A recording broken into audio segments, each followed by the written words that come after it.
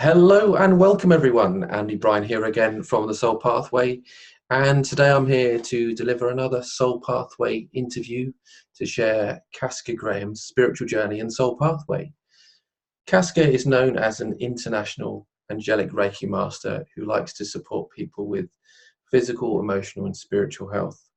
And I'm really delighted about sharing her journey with you all today.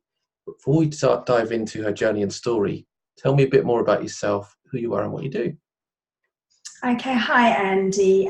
Thank you so much for inviting me to be on your show. I always feel very humbled when people give me the opportunity for me to kind of share what I do, and also that just to show a bit of interest in how I got to where I am and the journey that I've been on. So my kind of title is an Angelic Reiki Master and teacher. Angelic Reiki is very different to Yasui Reiki. I am also a Yasui Reiki master, but my connection with angels is incredibly strong, and I've just kind of been guided to where I am now. So I work on a one-to-one basis with clients. I also do a lot of distant healing, so I do a bit of work in Australia, South Africa, America. Obviously with healing, time and space and location doesn't matter. I have a background in education. I worked as a teacher, a lecturer for quite a while, which has really supported me to be able to teach this modality.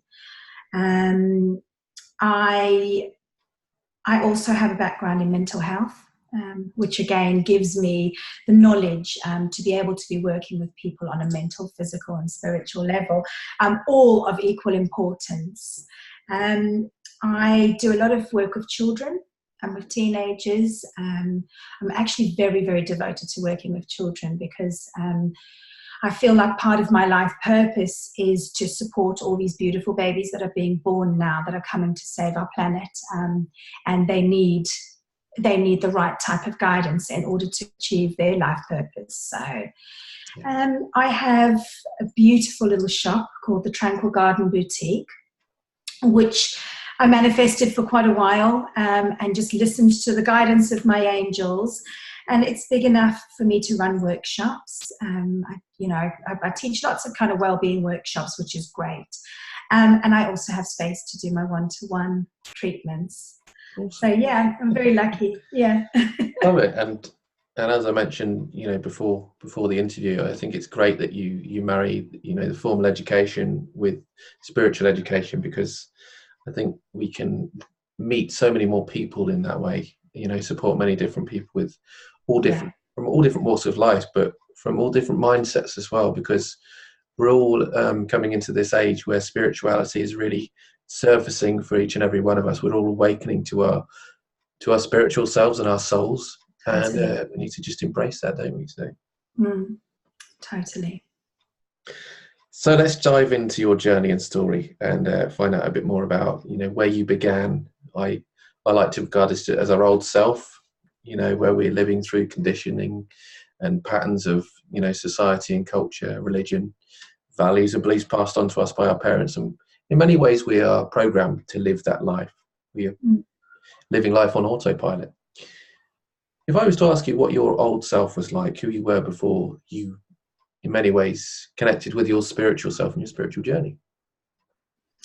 Right, okay. I get asked the question a lot.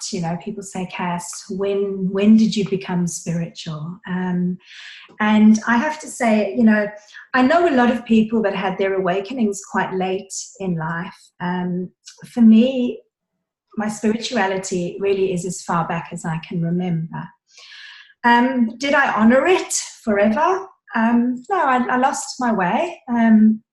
But one of my earliest memories is actually of myself as a child. I must have been about 4 years old. I lived in a place called Somerset West, which was just outside Cape Town in South Africa.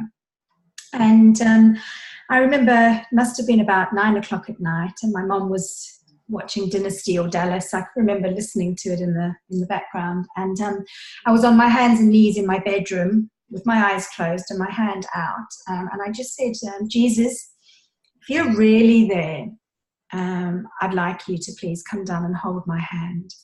And I just felt a hand go into my hand. So, yeah, I jumped up, went running down the corridor, jumped onto my mum's lap going, Mommy, Mommy, Mommy, Jesus just held my hand. And she went, oh, okay, don't tell anyone.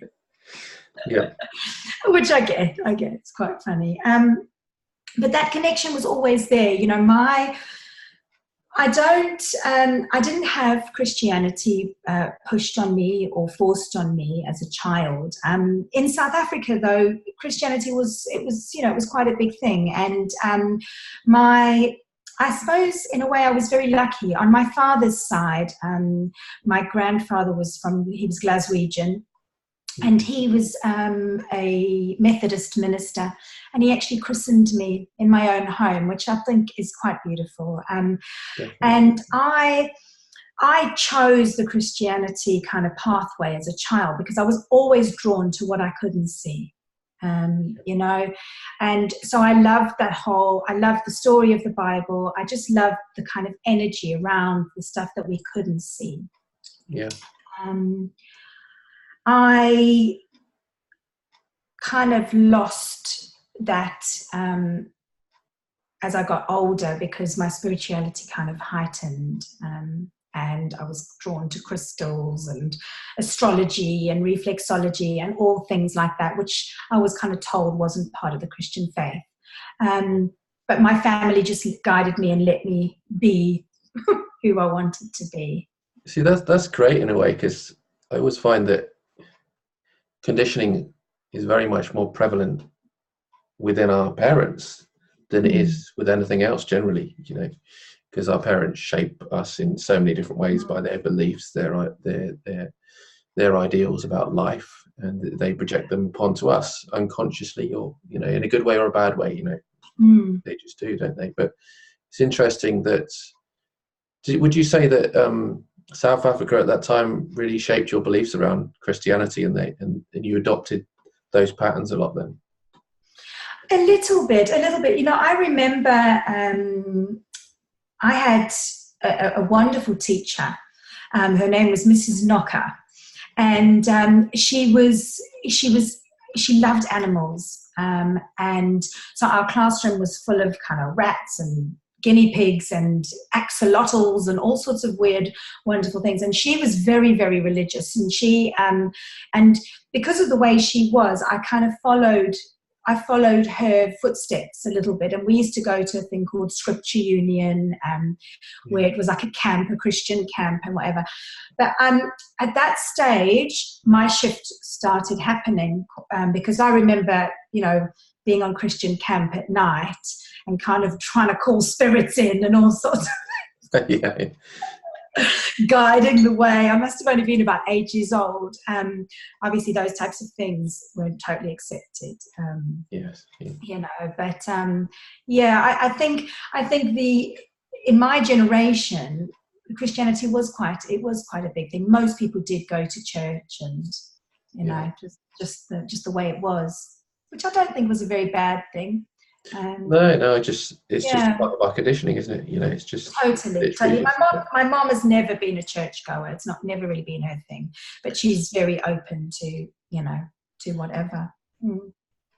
It's very interesting, isn't it? Like looking at religion and spirituality, and you know, I had a few questions that popped up here in terms of, you know, it not being forced upon you, but obviously, you know, with the upbringing with regards to your teacher.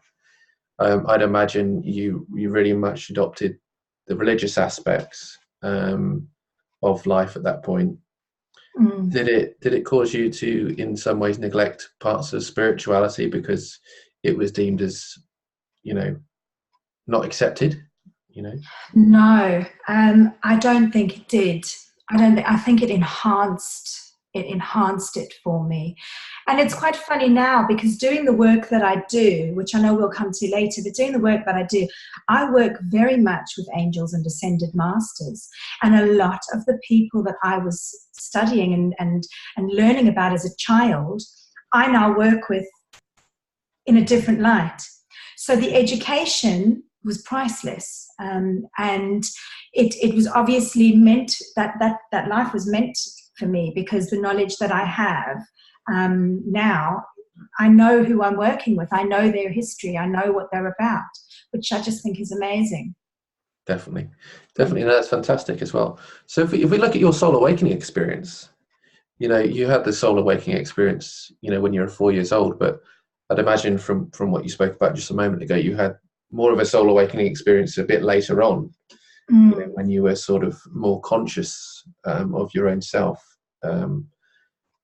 What was your spiritual awakening experience like later on in life? Because we all go through the different phases of spiritual awakening anyway, and different awakening experiences. If I'm really honest with you, there's been a few key points. And I have always, I've always had very vivid dreams, okay, right from when I was very young, and was always able to foretell the future through my dreams as well. And I think it was probably, I moved to England when I was 18, and I was guided to come here. I definitely know that England is part of my soul. It really is. And I know that I've had many lives here, because the connection is very strong. And it's always just been a familiar place to me. And as much as I love South Africa, England is actually my home. It really is. And so I think it was how many times a dream would become a reality. Interesting. Yeah. That started at a very young age. I was also, my nose, which I know probably sounds quite silly, my nose has been a very strong part of my spiritual growth as well, because my nose has been able to smell situations. So if there is danger or something, or a hazard, my nose lets me know. And that was just, that was right from childhood. But it was really it was kind of honoring it and accepting it and trusting it and not feeling weird as well. Because that's, I am in my late teens and early 20s, I suffered really, really badly with anxiety, not even knowing that I had anxiety. What I didn't realize was that I was actually picking up on everybody else's energy. So, being born a complete empath, but not having the guidance or the support, I think I mentioned earlier, like I was diagnosed with ADHD when I was 5. Never had any support with that at all. So it was just naughty. So school didn't really ever work for me, which is, but that has supported me very well now, because actually my strengths lie working with young people with ADHD and learning barriers. But when you have ADHD, you are so extra sensitive to absolutely everything. If someone walks past and they're feeling bad, you pick it up. It's really being extra sensitive, and the brain doesn't stop. It's just like blah, blah, blah, blah, blah, a million miles an hour. And I never had any guidance on that. And it wasn't until I moved to England and I was taught to meditate that I was able to start managing my own mental health. Because the mindfulness and the meditation was my actual savior, because it was like, hang on a sec, I can now check in with where I'm at. And it was through meditation that I realized, hey, this isn't me.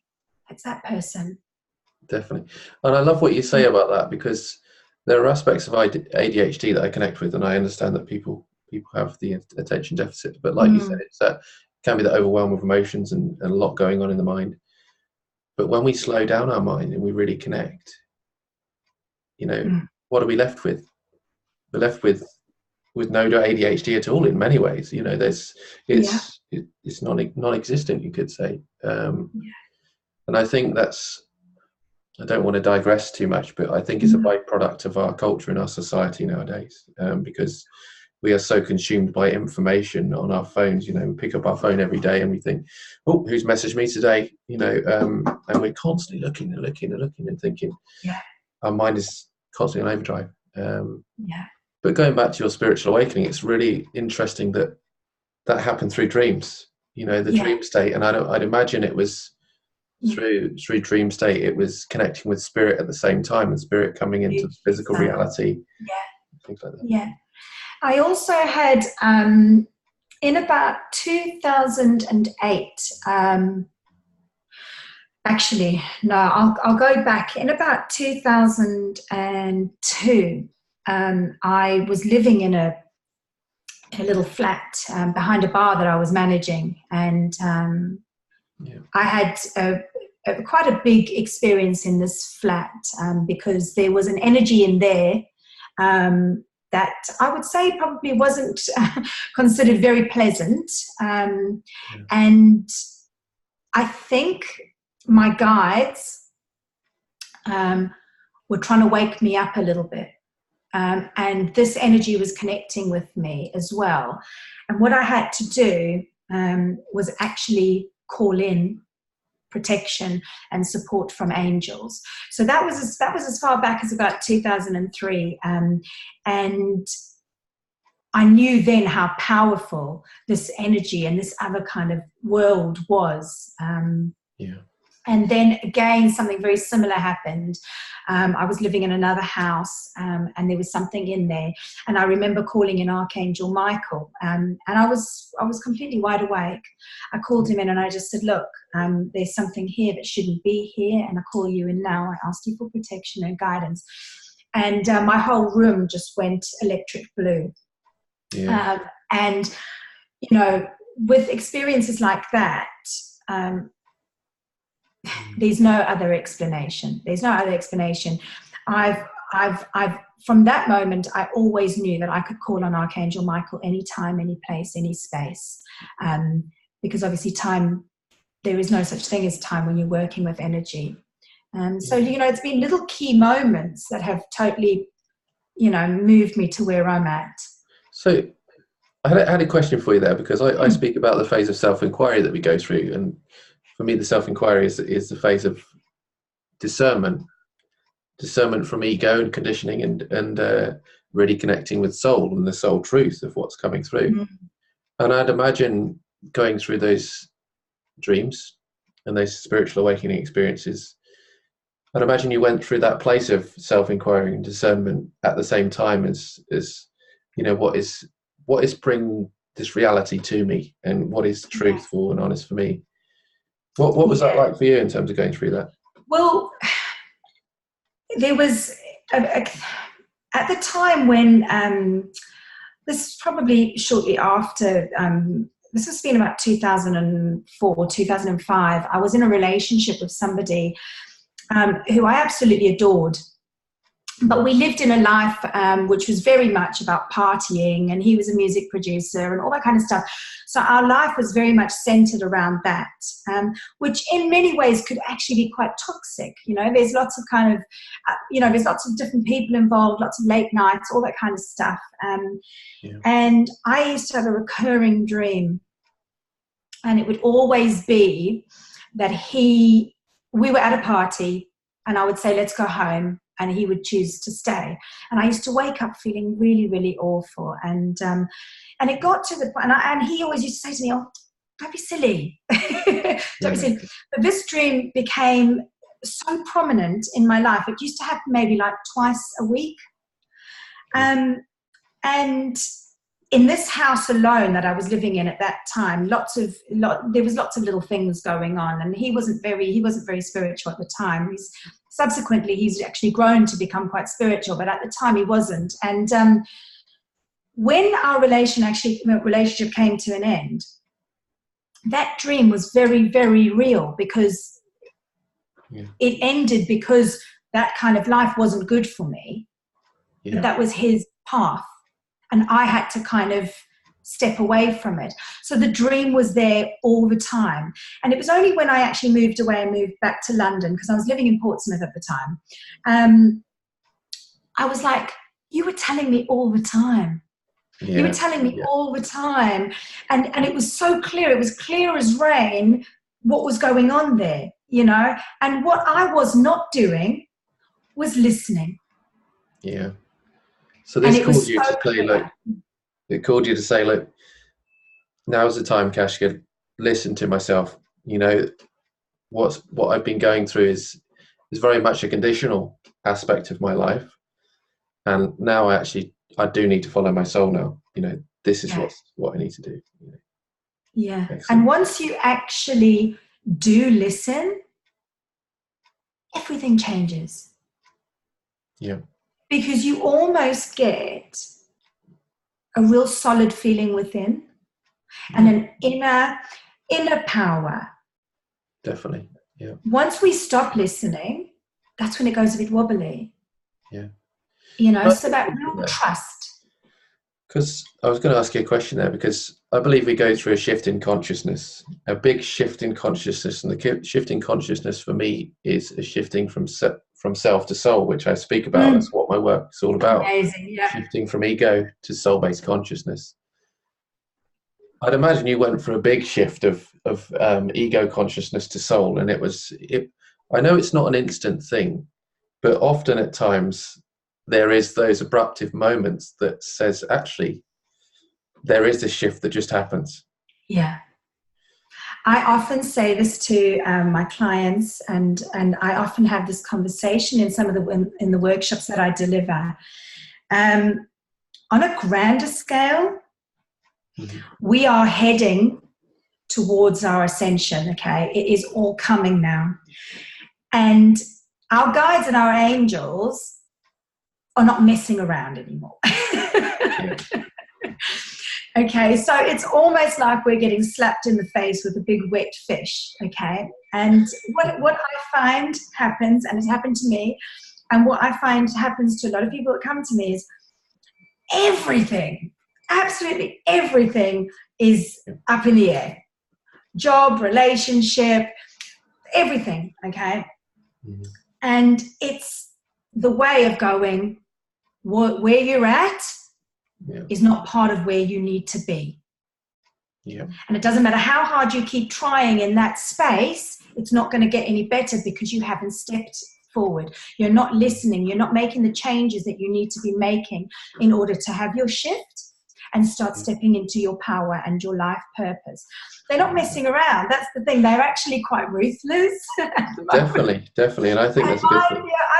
I laugh at my angels sometimes. I think, okay, all right, okay. Yeah. So I always, again, I use the phrase, get out of your head and into your heart.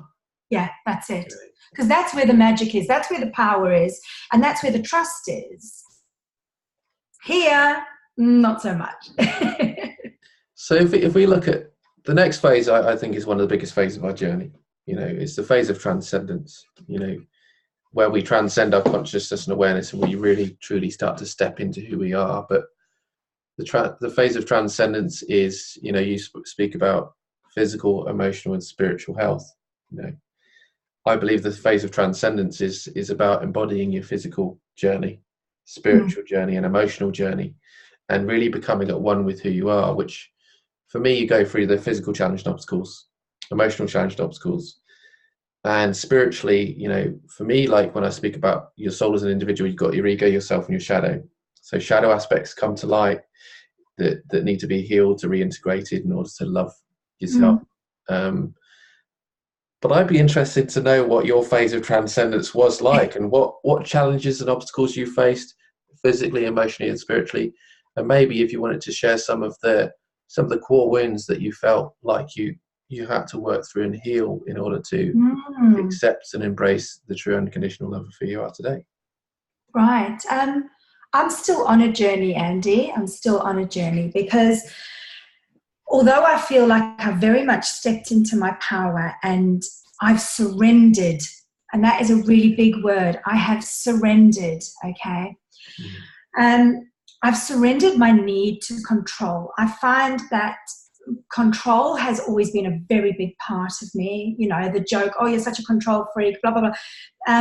But actually what I've realized through the work that I do and through mindfulness is that in some ways we're all control freaks, because really the fact that we spend most of our time living in the past and the future, I don't think that's the issue. The issue is that we can't control either.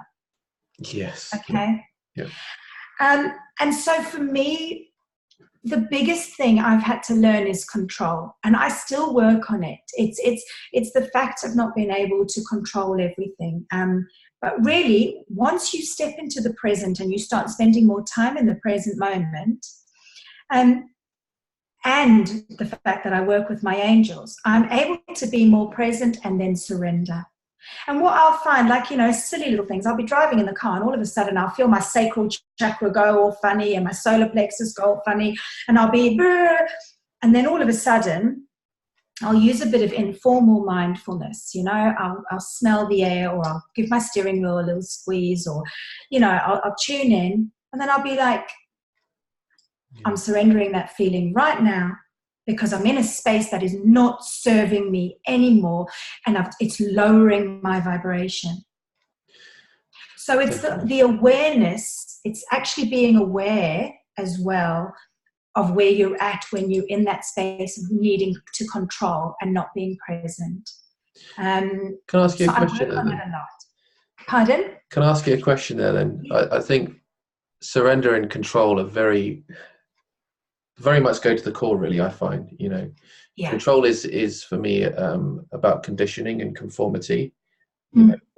Whether it's consciously or unconsciously, we've all want to in some ways conform or be a part of some sort of community or tribe, and letting go or surrendering, we want to naturally want to grab hold of things, and when we can't grab hold of things, we have to surrender. But if I was to ask you, do you feel like you went through some repeated experiences or circumstances that said, okay, now I've got no choice but surrender? Yeah. Yeah. One of the biggest, I feel it's definitely a big pattern for me, is actually, and this is quite an empowering thing to be working on, to be honest, is the fact that I suppose we all have issues from our childhood, and we bring stuff from our past lives and all that kind of stuff. And the thing for me was always kind of abandonment. My dad left when I was really young, and I know that stuff has happened in other lives because it's so deep. It's so deep. And so that for me has been an ongoing pattern that I've had to work on. And I mean, I suppose to a degree, a lot of us have abandonment issues in some way or another. And actually being able to admit, yes, I do, or I wouldn't say they're as bad as what they used to because I've worked on it. Being present, surrendering, and also setting the intention that actually I am fine as I am, just within myself. And stepping into that power little bit by little bit by little bit has been such a wonderful journey, because all of a sudden, you might just be, doing your normal thing, and you go right back to that initial feeling. But then within a split second, you're like, hang on a sec, I've done all that work. I know where I'm at.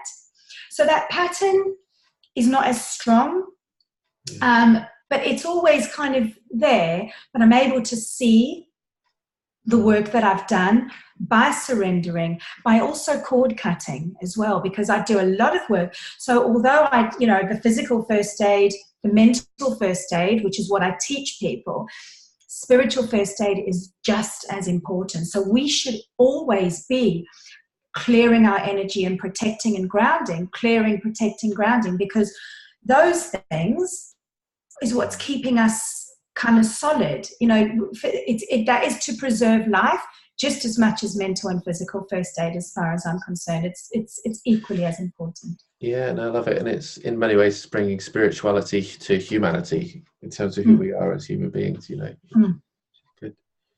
I love that you mentioned the abandonment wound, because I do feel like deep within us, abandonment is a real core wound for so many people. And when they're awakened, often through the heart chakra, connecting with, a soulmate of unconditional love, or even a twin flame, you could say, that abandonment wound just comes up, and it It says, really no, does. I am not going here, because I cannot embrace this love, because I will only get hurt. I'll only hurt myself. That emotional fear that comes up in that instant is quite challenging. But it's great to see that, with you speaking about this, I could see the inner contentment that you go through within this, which is beautiful, because inner contentment is the most important thing. When you've worked through your core wound at a deep level, it doesn't affect you so much. Like you said, there will always be those fragments, but it's when you've worked through it, there's that inner contentment, that peace, that love that you give yourself, isn't it? Yeah. And the confidence that you instill within yourself, that you've done it, like, I've worked on that crap. Yeah. And I'm so much more now. Yeah. Which is really, which is great. So if I was to ask you then, I believe we all go through a phase of unification, and when I speak about the spiritual journey and soul pathway, many people say they've gone through the journey already, in many ways, but I like to see it as a layer of the onion, a cycle of our experience. So we go through one cycle and we ascend to another level of consciousness, and then the journey begins again and we transcend again, But if I was to ask you, do you feel like you've come to a place of unification within yourself at some points in your life, and where you feel whole and at one with who you are, and what was that experience like for you? I actually feel very much like that now, Andy. And it's very liberating to be able to say that. In no way has my journey, my life been easy. I have had to face a lot of trauma, grief, heartache, abandonment, all of the above. I'm not saying it's any worse than anybody else's, not at all, but I've really gone through a lot. And I think living away from family, I've lived away from my family more than I have lived with them, has also been quite challenging. But I also do believe that I chose this pathway. Yeah. And I'm at a space now where I feel like I'm really living my truth. I get the most amazing guidance come through. I was invited to go and teach Angelic Reiki in Iceland, which was it was a life-changing experience. I've since been invited to go back there and teach the master qualification and teach the practitioner certificate again. I've also been invited to Boston, a little area just outside Boston, which I'm going to at the end of September, which is just absolutely amazing. There's talk of me teaching in Australia. I'm currently writing a book as well, which is very much about this angelic pathway and this journey and actually stepping into our power and living our purpose. And everything seems to just be where I wanted it to be maybe 2 years ago. I'm also currently setting a charity up, which is about working with young people that are not dealing with the education system, and also young offenders. And it's teaching them well-being, both mental, spiritual, and physical, as well as art. So they'll be getting a full qualification that has UCAS points attached to it, with guidance on how to kind of progress. Because I know, having worked in education, I have seen that there are very big key elements that are missing. And as I mentioned earlier, these children are coming through, they've got heightened sensitivity.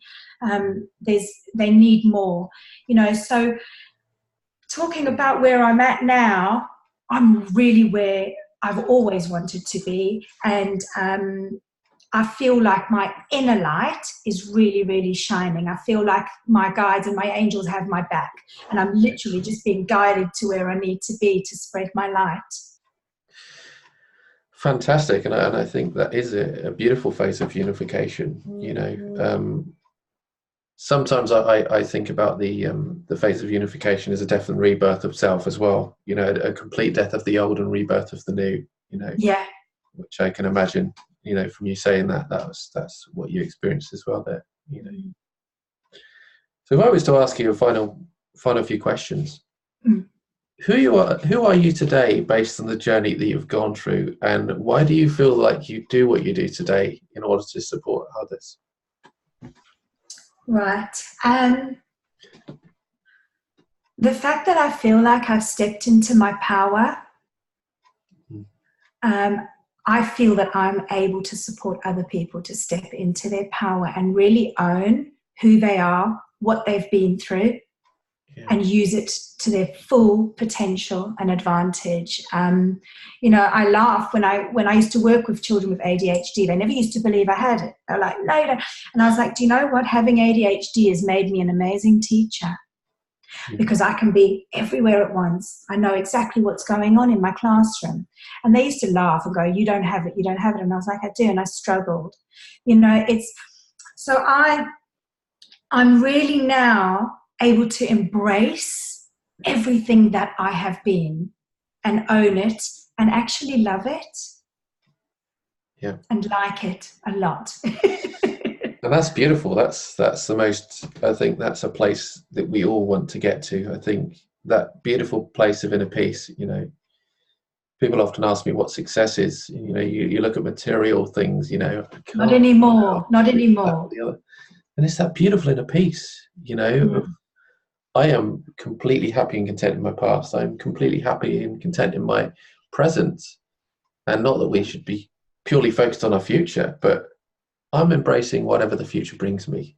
You know? It's amazing. It's an amazing place to be. It really is. And if we can guide people to that point, what a wonderful life purpose, you know? So if I was to ask you, what would you say would be one thing, and I know we're trying to hone it down to one thing, but one thing that you could offer as advice to those people that are connecting with their spiritual journey, really awakening to, you know, you could say angelic aspects because you work with angelic Reiki and things like that. What would you say you could give as parting words of wisdom to support others? 3 things. Forgiveness of oneself and of others. Yeah. Self-love and meditation. Cool. Again, I love it. I love it. I did a video about love and forgiveness, you know. Amazing. And I think all healing comes back to love and forgiveness in my eyes, you know. Really, really does. And forgiving oneself is huge, because people are like, I'm fine. But actually, deep in that core, there is so much resentment for oneself.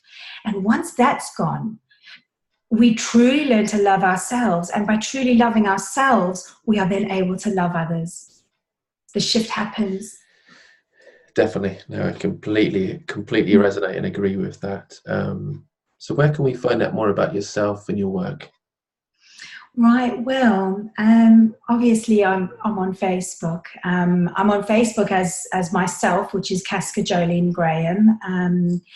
And then my business is on Facebook, which is the Tranquil Garden Boutique. I have a website as well, which is www.tranquil-garden.com. I'm also on LinkedIn. LinkedIn is very much about my a lot of the mental health work that I do. I'm in the process of writing a book at the moment. So depending on how much time I've got, but I'm hoping that my book will be done by the end of the year. Fantastic. Yeah. But it's been so lovely to be on your show. Thank you. Well, thank you for sharing your story. I love hearing your story, and it's really great to see that you've been very much spiritual all your life. You've gone through your awakening, and in many ways we all go through these places of disconnect on our journey at times, but it's finding our way back home to self, isn't it? Which totally coming out of the thorns. Yep. There are many